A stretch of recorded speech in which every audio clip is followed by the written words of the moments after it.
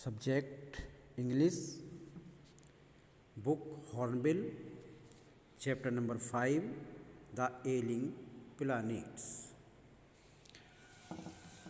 Fertility falls as income rise.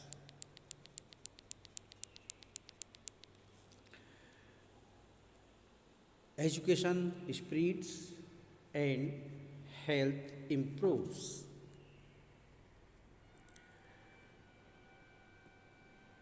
प्रजनन दर गिर जाती है, कम हो जाती है जब आय बढ़ जाती है, शिक्षा का प्रसार हो जाता है और स्वास्थ्य में सुधार हो जाता है। Thus, development is the best contraceptive. इसलिए हम कह सकते हैं विकास एक सर्वोत्तम गर्भ निरोधक है। बट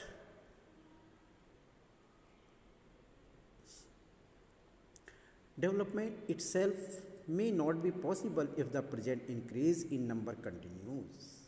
लेकिन विकास अपने आप में संभव जब तक नहीं हो सकता जब तक कि ये वर्तमान जनसंख्या जिस दर से बढ़ रही है इतनी ही बढ़ती रही तो। The rich get richer and the poor beget children which condemns them to remain poor.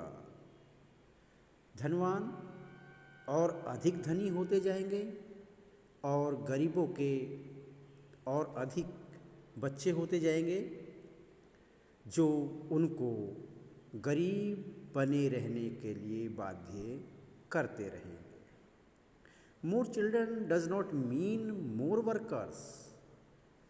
अधिक बच्चों का मतलब अधिक श्रमिकों से नहीं है।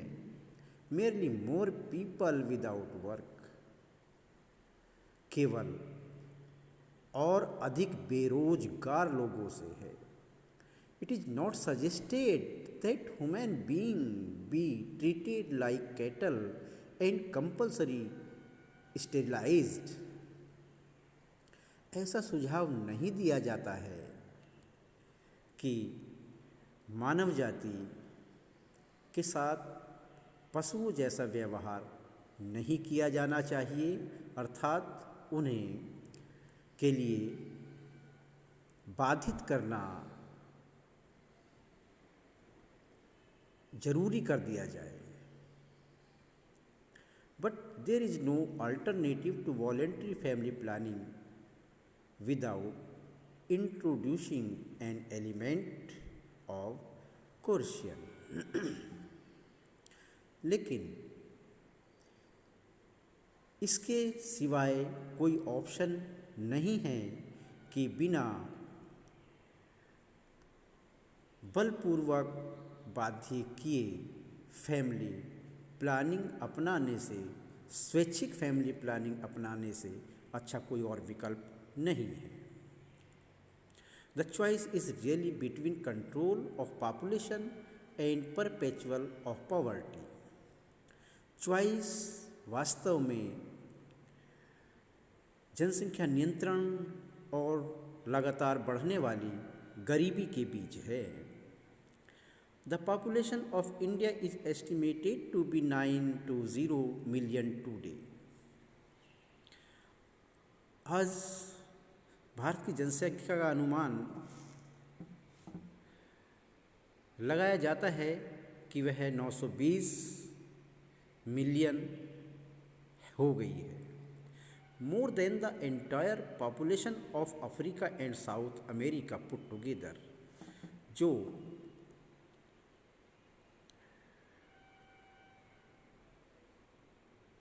अफ्रीका और साउथ अमेरिका दोनों को मिलाकर इनकी जनसंख्या से भी अधिक है।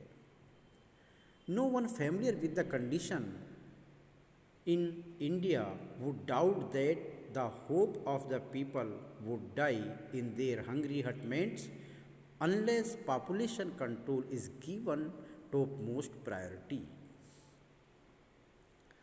कोई भी नहीं, ऐसा कोई इंसान नहीं होगा जो भारत की वर्तमान परिस्थिति से परिचित हो और वह इस बात पर शक करे कि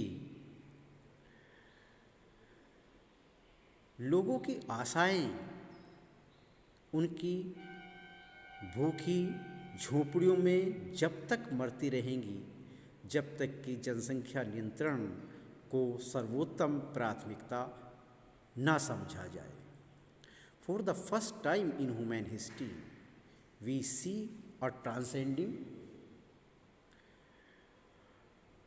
मानव इतिहास में पहली बार हम देख रहे हैं बढ़ती हुई चिंता, the survival not just of the people but of the planet, और लोगों के जीवन के बारे में नहीं बल्कि ग्रह के जीवन के बारे में। We have begun to take a holistic view of the very basis of our existence.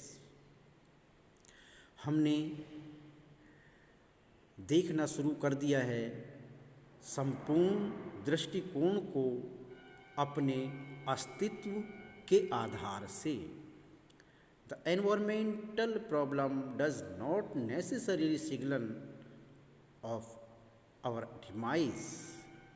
जो पर्यावरणीय समस्या है वो आवश्यक रूप से सिग्नल नहीं है, संकेत नहीं है हमारे अंत का। It is our passport for the future, ये तो हमारे भविष्य का पासपोर्ट है। The emerging new world vision has ushered in the era of responsibility. उभरते हुए इस नए संसार के दृष्टिकोण ने पहल कर दी है, शुरू कर दिया है एक जिम्मेदारी के युग की। It is a holistic view, an ecological view, seeing the world as an integrated whole rather than a dissociated collection of parts. इस विश्व के अलग अलग भागों के बारे में ना सोच करके अखंड विश्व के बारे में सोचना ही एक संपूर्णता का दृष्टिकोण है, एक पारिस्थितिक का दृष्टिकोण है। Industry has a most crucial role to play in this new era of responsibility. इस नए जिम्मेदारी के युग में उद्योग एक बहुत ही महत्वपूर्ण रोल अदा कर सकते हैं। What a transformation would be effected if more businessmen shared the view of the chairman of DuPont, Mr. Azar S. Woolard, who 5 years ago declared himself to be the country's chief environmental officer। क्या परिवर्तन होगा अगर अधिकतर businessman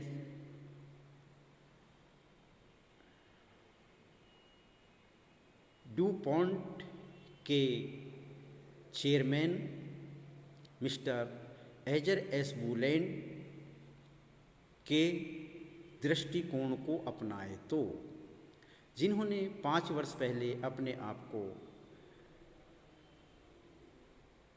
company का chief environmental officer घोषित किया था।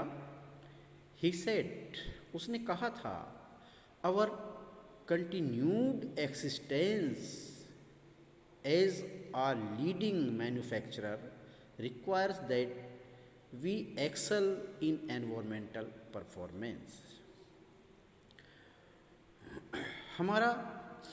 हमारे अस्तित्व को लगातार रहने के लिए,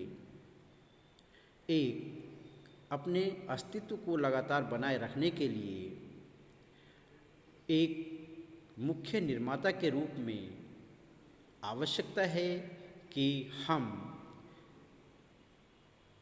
पर्यावरणीय क्षेत्र में उत्कृष्ट प्रदर्शन करें।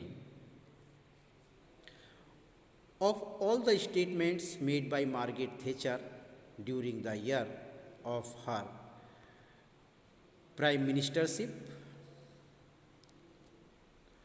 मार्गरेट थेचर के मार्गरेट थेचर ने जो स्टेटमेंट दिए थे अपने प्रधानमंत्रित्व काल में, none has passed so decisively into the current coin of English usage as her fallacious words. उनमें से कोई भी इंग्लिश में इतना प्रसिद्ध नहीं हुआ जितना कि उसके कहे गए ये शुभ वर्ड थे, शुभ शब्द थे। No generation has a freehold on this earth. किसी भी पीढ़ी को इस पृथ्वी का मालिकाना हक नहीं प्रदान किया जा सकता। किसी को नहीं है इसका मालिकाना हक इस पृथ्वी का। All we have is a life tenancy with a full repairing lease. बल्कि हम सभी जीवन में आए हैं एक इस पृथ्वी का एक किराएदार के रूप में प्रयोग करने, with a full repairing lease. और हम ऐसा मानते हैं कि ये हमें पट्टे पर मिली हुई है और इसकी मरम्मत करना, इसकी देख रेख करना ये हमारी पूर्ण जिम्मेदारी है। In the words of mister Lester Brown के शब्दों में, we have not inherited this earth from our forefathers. हमने ये पृथ्वी अपने पूर्वजों से विरासत में नहीं प्राप्त की है। We have borrowed it from our children. बल्कि ये पृथ्वी हमने अपने आने वाली पीढ़ी से उधार ली है और उन्हें सर्वोत्तम स्थिति में इस पृथ्वी को हमें प्रदान करना है। That is the end of this video.